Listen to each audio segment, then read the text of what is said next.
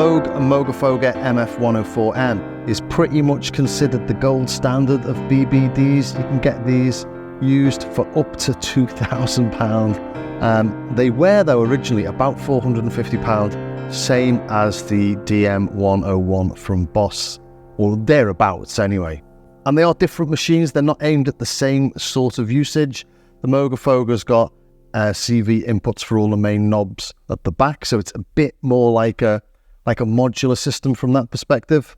But the big selling point for the Dm101 is the fact it's got 12 different modes, including 6 stereo ones. They can both receive MIDI and sync to your DAW.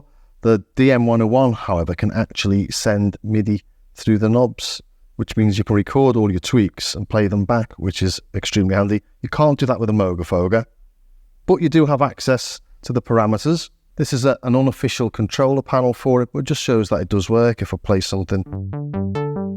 I don't want to change the settings because I've set it up to do something in a second, but if we look at this multiplication, this multiplies the delay factor.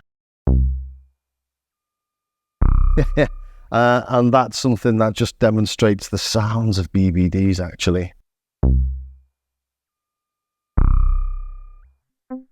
You've got that weird clock noise in there, and is it sort of aliasing? You do have anti-aliasing filters in BBDs, believe it or not, even though it's analog circuitry. But you get the idea. We've got a bright mode and a dark mode, so dark mode. Bright mode. Small differences there. So you can control everything from the DAW, but you can't send it to the DAW like you can with the Boss. So the big difference really is that the MoogerFooger is almost experimental in that you can link it up with your big modular system, if you like, all the other MoogerFooger pedals. The Dm101 is very much a standalone machine.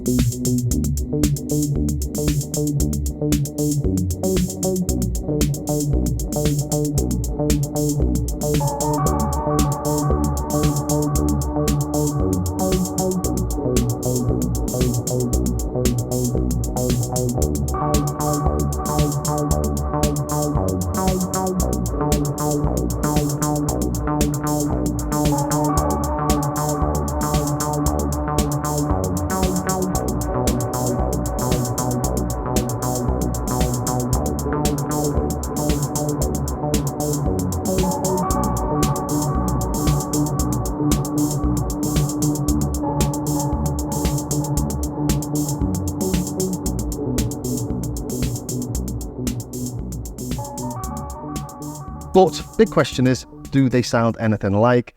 Does the Dm101 have that sort of gold standard tone that the MF104 does? So here we go. That's the MoogerFooger, and this is the Dm101.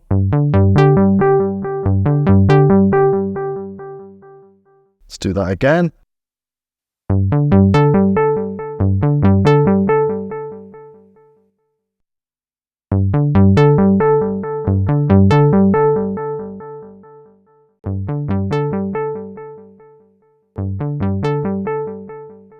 So they're sounding pretty similar there, aren't they? Let's turn the feedback up a little bit.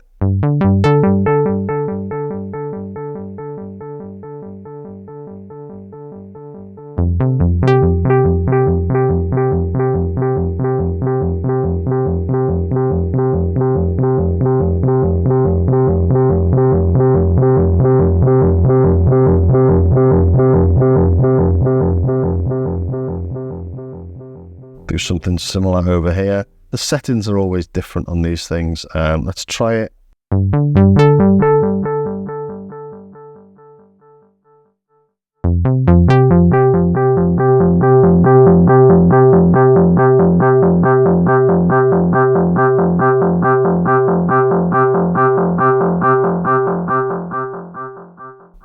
Just back to the MoogerFooger just for completion, really.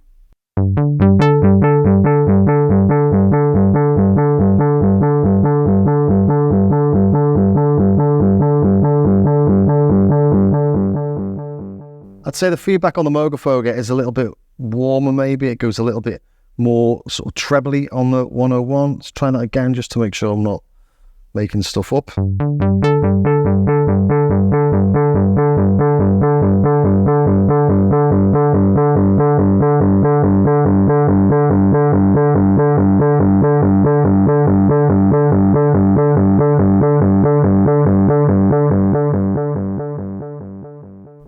I'm not going into self-oscillation there, but you can. Let's try that one more time on the DM101.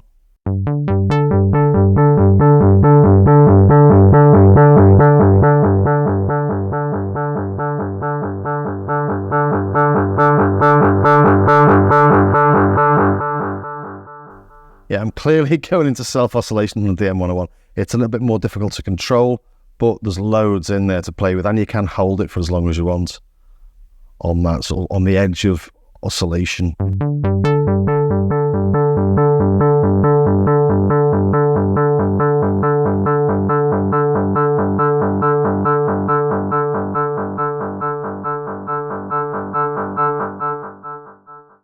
So initial tones sound pretty good, don't they? Sound very similar. Let's try it an octave or two lower.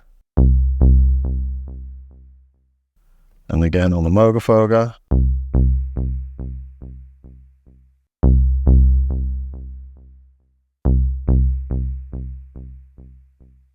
Yeah, I'm not really hearing too much difference there. Let's try a much brighter tone, shall we? MoogerFooger. DM101.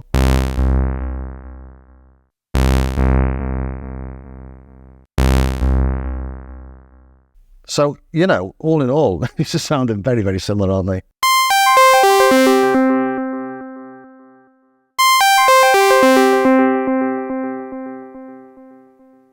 And I've just got the DM101 in the standard classic mode, and it's, you know, it's doing what the MoogerFooger does, isn't it? So what are the differences here?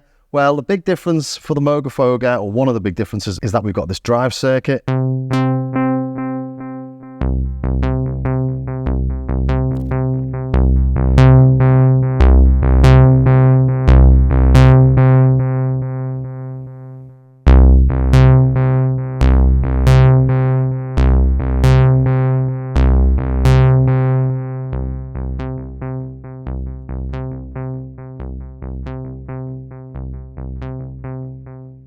Actually reminds me quite a lot of the RE202 I tried recently against the DM101. That's got a saturation circuit as well, doing the same sort of thing.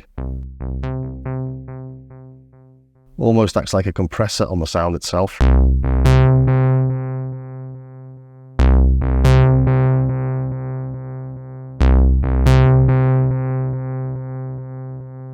So the DM101 doesn't have that, obviously, but what it does have is these 12 different modes, and these are just beautiful, some of these. Well, they're all really nice, but let's play something with the Rhodes V8, beautiful electric piano.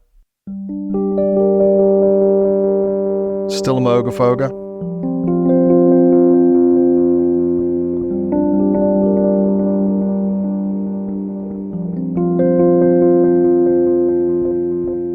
It's always going to be mono. If we listen to that on the DM101, let's do something nice and stereo.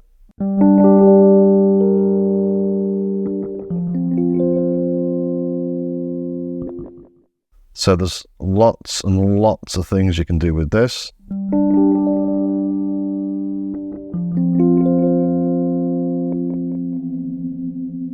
This variation does different things depending on what mode you're on.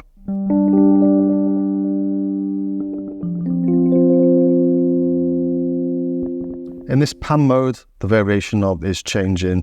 I think it's the delay time between the left and the right, just widening things a bit.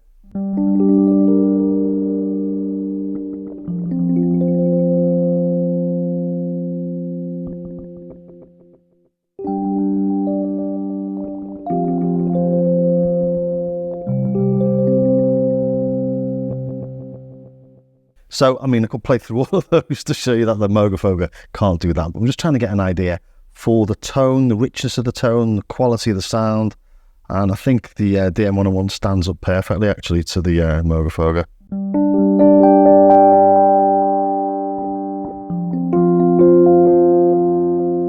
back to the MoogerFooger.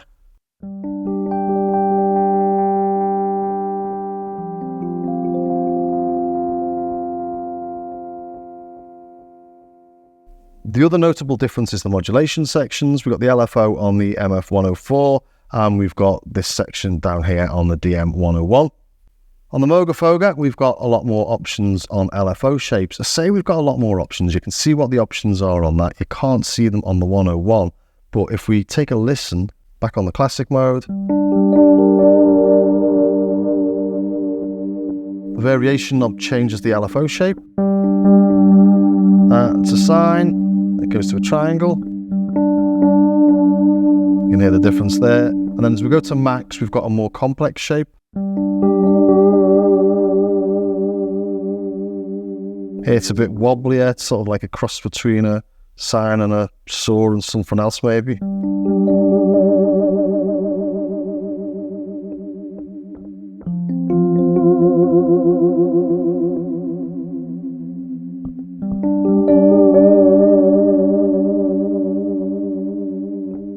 I'm going to emulate that on the MoogerFooger. I mount up, put it onto a triangle, the rate around there.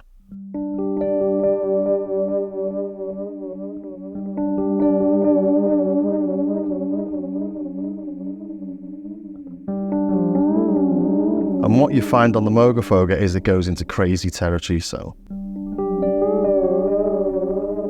just trying to make it sound nice like it was on the M101.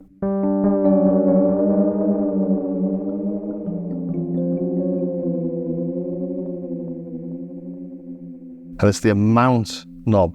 This is basically the equivalent to this depth knob here.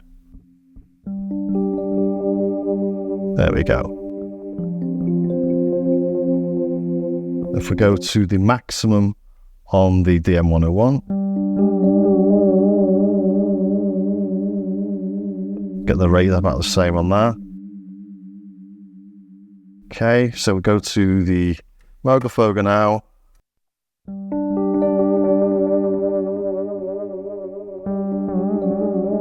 That's probably the equivalent to the DM101 on max, and that's only on number 3. If we go to 10, and then turn the rate up,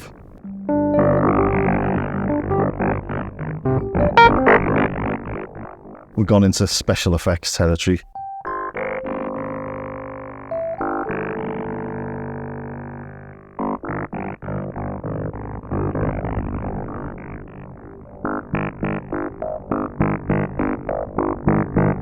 There you go, that's the MF104 doing its thing.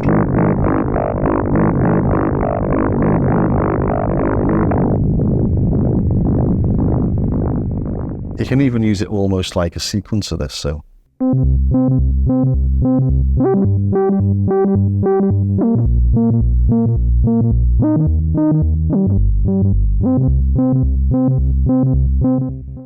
So as I say, much more of an experimental tool, but sound-wise, I think they both sound really good. And I'm not saying I'm surprised the DM101 sounds so nice, because, you know, it is an ABBD analog machine. But, you know, if you're thinking of purchasing a MoogerFooger for that specific tone, but you're not going to use all those additional functions, well, the DM101 is right up there.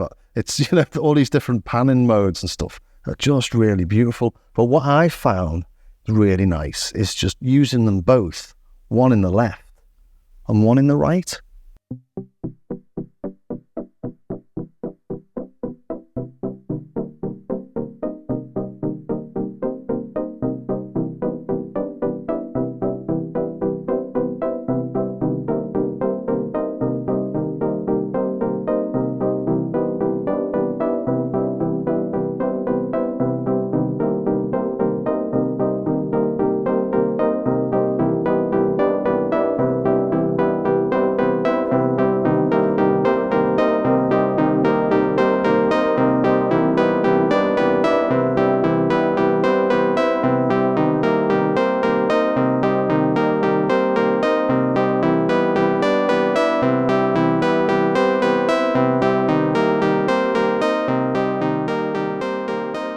Well, I hope you enjoyed that, and if you did, please think about subscribing.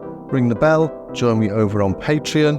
For the price of a Grande Quad non-fat 1-pump no-whip mocker per month, you get access to loads of patches, samples and tutorials, or check out my starskycar.com website where you can pay for patches, samples and stuff. And there's 3 bits and bobs on there as well that may be of interest. So anything you can do to support the channel is massively appreciated, and it's also appreciated that you stayed to the very end.